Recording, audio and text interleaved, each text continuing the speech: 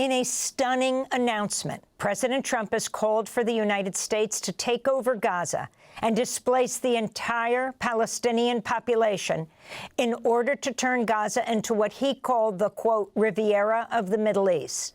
Trump's plan for ethnic cleansing has been widely condemned across the globe. Trump outlined his plan Tuesday in a joint news conference with Israeli Prime Minister Benjamin Netanyahu at the White House. In November, the International Criminal Court issued an arrest warrant for Netanyahu for committing war crimes and crimes against humanity. This is part of what Trump said on Tuesday. The only reason the Palestinians want to go back to Gaza is they have no alternative. It's right now a demolition site. This is just a demolition site. Virtually every building is down. They're living under fallen concrete that's very dangerous and very precarious.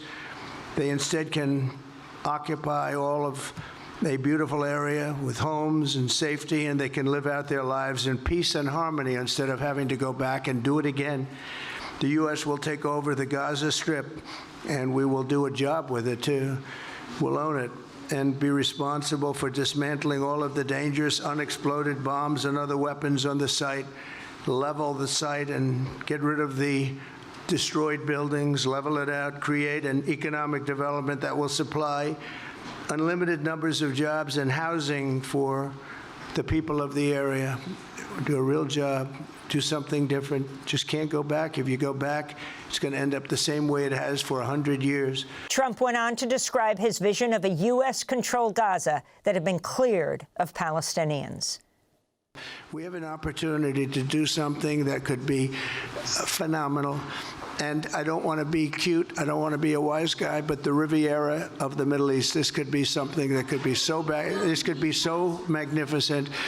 During his White House press conference, Trump was questioned about the role of the U.S. military in his plan to take control of Gaza and force out the Palestinian population.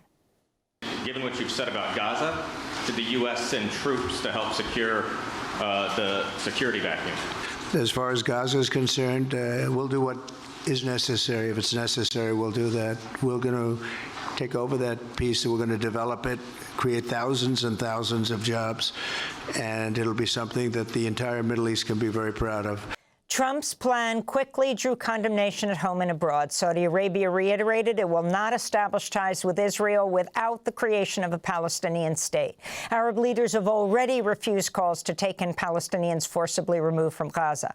Francesca Albanese, the UN Special Rapporteur on the occupied Palestinian territory, has said Trump's plan is unlawful, immoral, and completely irresponsible. She said, quote, it's incitement to commit forced displacement, which is an international crime, unquote. In Gaza, Palestinians also rejected Trump's plan. This is Yasser Safi speaking in Khan Yunis. We got out of wreckage, destruction, and a war of attrition, a genocide in which we don't know when death will come to us from all directions. But we stayed, held on, and remained until the last breath. This president, who is called Donald Trump, comes to us with a new method to displace us from our country where we are rooted. This is our land. We will not get out of it. If you refuse that there would be rebuilding, life, or future, and you come up with another idea in which Smotrich, Ben Gvir, or others call for us to get displaced. This is absolutely refused. Even if you fight us with our food or our rebuilding, and you can see this wreckage here. Here, we set up a tent on the rubble. We're joined now by two guests. Daniel Levy is president of the U.S. Middle East Project, a former Israeli peace negotiator under two Israeli prime ministers, Ehud Barak and Yitzhak Rabin. He's joining us from London. And in Washington, D.C., we're joined by Yousef Munayyer. He is a Palestinian American analyst, the head of the Palestine-Israel program at Arab Center, Washington, D.C. Yousef, we're beginning with you. Your response to President Trump's proposal for the U.S. to occupy, rather, to own Gaza. Right. Thank you, Amy. Well, look, we saw yesterday a convicted felon in the White House meeting with an indicted war criminal in Benjamin Netanyahu. And I don't think we should be surprised that the outcome is yet another conspiracy to commit further crimes. In this case, with the forced displacement, ethnic cleansing, and now apparently an American project of attempting to overtake and annex the Gaza Strip. It's important, too, to keep in mind that this is just the latest in a series of territories that are not American that this president seems to want to take over after Greenland and the Panama Canal and Canada and whatever else. What we are witnessing here is not diplomacy, but criminality by a couple of mafiosos who think this is how you do business. They have a complete disregard for law. They have a complete disregard for rights. And their vision for the world is one in which power is all that matters, and they seek to use the power they have to take more of what belongs to other people. This is a world of chaos and danger, which we learned the very steep price and consequences of in the previous century. And I can guarantee you that Palestinians will be the first to reject this vision for the world, along with much of the region and the international community as well. Yeah, and Yousef, about the rest of the region, clearly the masses of the people in many of the countries of the Middle East support the Palestinians, but the governments of many of these states have, to say the least, been equivocal or AWOL in terms of confronting Israel. What's your sense of the impact that this kind of announcement, this kind of policy by the United States might have on the governments of the region? I think one thing we have to remember is from the perspective of the region, whether it is at the level of the public or at the level of governments, one thing that is clear to everybody is that nothing has been more destabilizing for the region over the last 8 decades than the ethnic cleansing of Palestinians by Israel. And nobody is at any level is going to sign up for a continuation of that. It's not just ethically and morally repugnant. It's also destabilizing and contrary to the national interests of everyone in the region. So I don't think it's something that anyone is going to voluntarily cooperate with. And mind you, this is a region that has been suffering from what the Israelis have done to the Palestinians and the ethnic cleansing of Palestinians for a very long time, much longer than any presidential term, and much longer than Donald Trump will be around. And they're going to weigh the consequences of such a proposal through the lens of a much longer term than just the few years that Donald Trump is going to be with us. And Daniel Levy, your response to this extraordinary announcement of Donald Trump that the United States intends to own Gaza? I look at that, and I looked at the images of that sickening press conference, and you could not draw a starker contrast than the one between the words of those two leaders, one, as Yousef said, a felon, another with an arrest warrant for war crimes. Surprise, surprise, two settler colonial leaders planning the renewed attempt at ethnically cleansing an indigenous population. But you could not draw a sharper contrast between those words and the realities in Gaza of the resilience of the Palestinian people, which we have all been witness to amidst all the devastation and killing. Those scenes. Is he even aware that hundreds of thousands of people have just picked up whatever of their belongings they have and gone back to reconstruct lives in that rubble? So I'm tempted to say that you know, maybe we should take some solace from this being so not serious, I would argue, so not implementable a plan. I actually worried that they would come out with something yesterday that could gain traction, could have legs. I don't think that applies to this plan. I don't see how they do it with the realities of Palestinians, with the realities in the region. I'm sure they have whiplash in the DOD, in the US military. Wait, sir, are we supposed to be planning for the invasion of Greenland, the Panama Canal, or Gaza? And even Peter Hesget's DOD is going to struggle with all of that.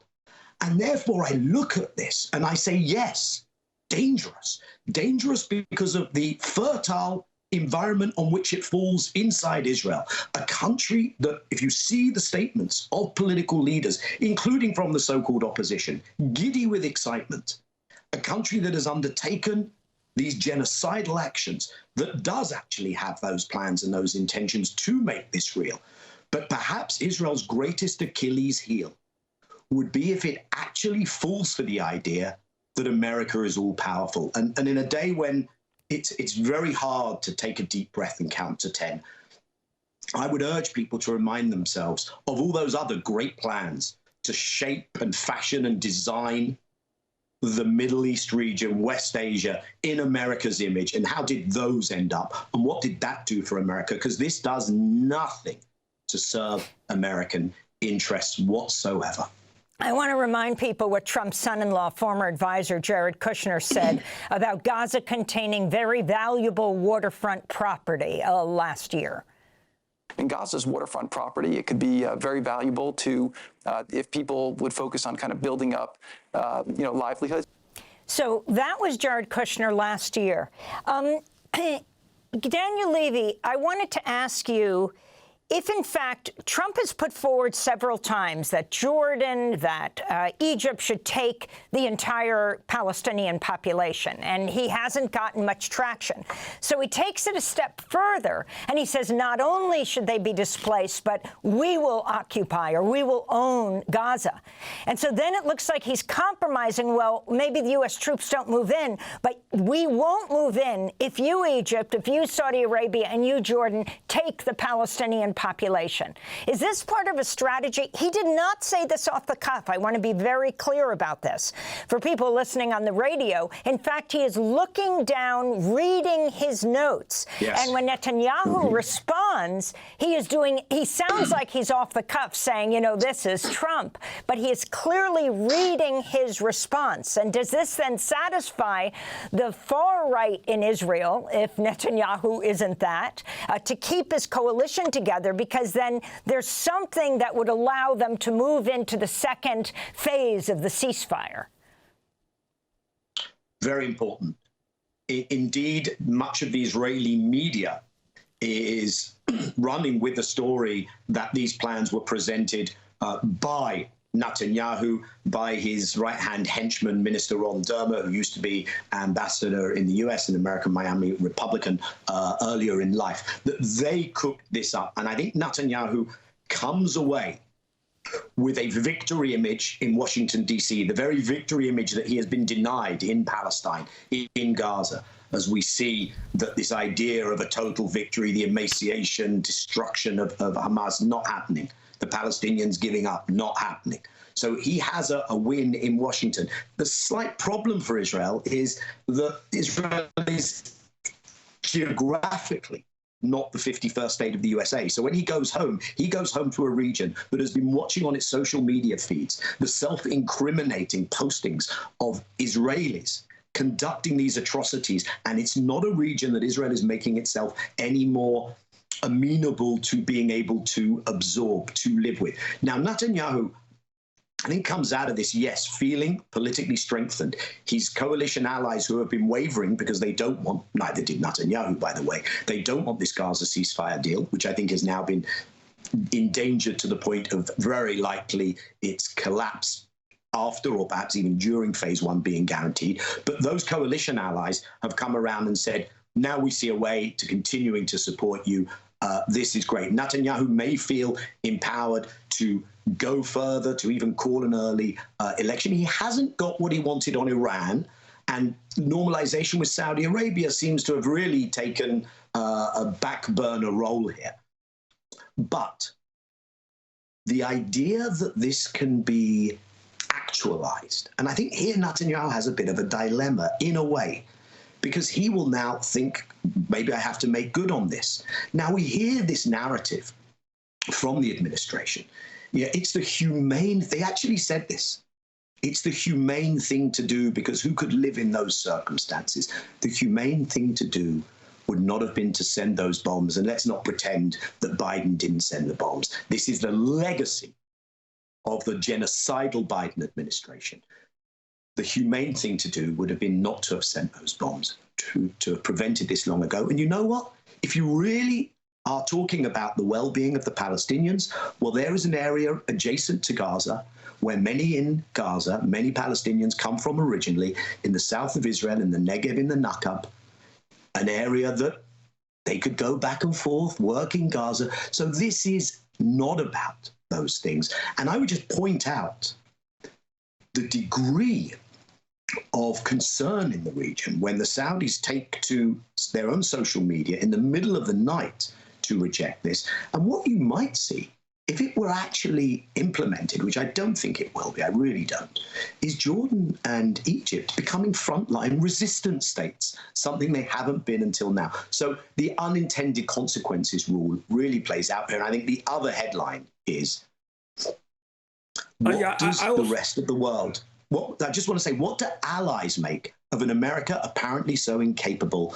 of working out priorities? What are you thinking now if you're in Europe dealing with Ukraine? And indeed, what are you thinking if you're on the other side of that ledger and you watch America floundering around with madcap schemes? Yeah, I wanted to ask Yousef, the other announcements of the Trump administration related to the Middle East that occurred on Tuesday, the halt of funding for the Palestinian, extending the halt of funding for the Palestinian Relief Agency, UNRWA, the Trump's authorization of the transfer of 2,000-pound bombs to Israel, and his executive order reimposing maximum pressure on Iran. Yeah, well, I think that, again, this is not particularly surprising. Trump is searching for ways to appear more pro-Israel than his predecessor, which is, as Daniel noted, supported the Israeli military through a horrific genocide for 15 months, one that is in many ways still ongoing and expanding to other parts of Palestine as we speak. And so these kinds of steps that he is taking is very much being done to further that image that somehow Joe Biden was not pro-Israel enough, and that he is even more supportive of what Israel is doing. I think one thing to keep in mind in the background of this conversation is that after Elon Musk, the second biggest contributor to Donald Trump's reelection campaign was Miriam Adelson, who gave $100 million to Donald Trump's reelection effort. And this is also one of the biggest supporters of Benjamin Netanyahu. And I believe she was in attendance yesterday at all of the events between the two criminals who were gathering at the White House. Well, Yousef Munayyer, we want to thank you for being with us, Palestinian American analyst, head of the Palestine-Israel program at the Arab Center, Washington, D.C., and Daniel Levy, former Israeli peace negotiator, president of the U.S. Middle East Project.